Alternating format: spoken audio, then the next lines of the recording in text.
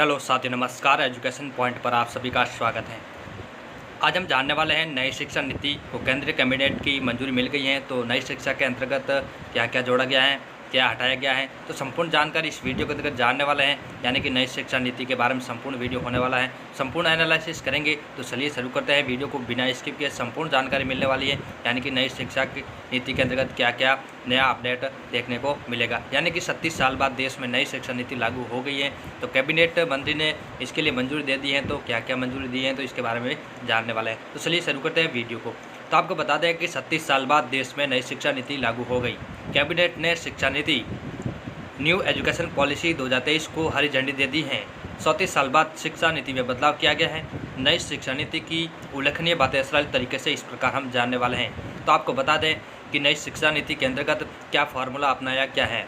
यानी कि नई शिक्षा नीति के अंतर्गत फार्मूला अपनाया गया है कि 5-3-3-4 फार्मूला अपनाया गया है। जिसके अंतर्गत क्या क्या रखा गया है, तो आपको बात करते हैं आगे कि 5 ईयर फंडामेंटल क्या है। तो इसके अंतर्गत नर्सरी के स्टूडेंट को रखा गया है। जो 4 ईयर का है स्टूडेंट है उसको नर्सरी, और जूनियर केजी के अंतर्गत 5 ईयर, और सीनियर केजी के अंतर्गत 6 ईयर, और स्टूडेंट फर्स्ट 7 ईयर का, और स्टूडेंट सेकंड 8 ईयर का रखा गया है। और 3 ईयर्स प्रॉपर्टी के बारे में क्या है, तो स्टूडेंट थर्ड ये होगा 3rd क्लास के अंतर्गत, और स्टूडेंट 4th क्लास और 5th क्लास होगा ये 3rd प्रिपरेटरी के अंदर होगा। अगली बात करते हैं 3 ईयर्स मिडिल के अंतर्गत 6th क्लास, 7th क्लास और 8th क्लास को इसके अंदर शामिल किया गया है।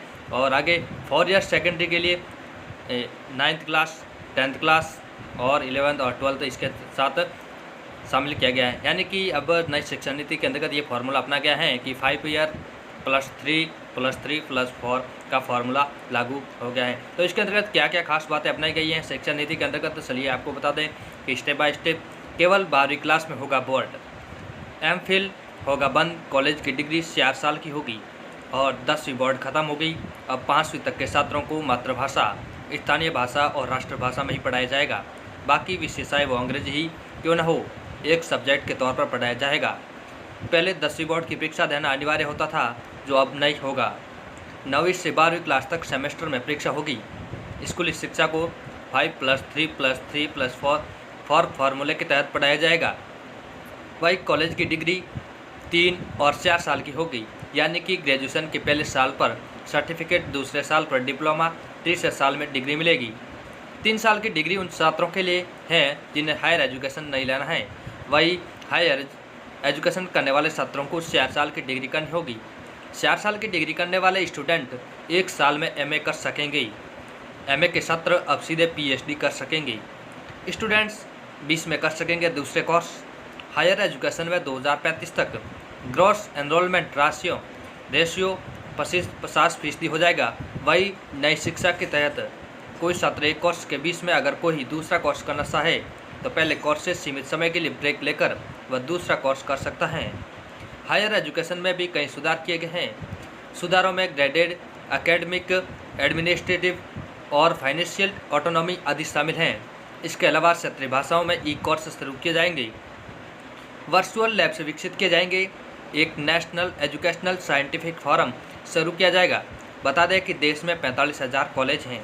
तो सरकारी, निजी, डीम्ड सभी संस्थानों के लिए होंगे समान नियम।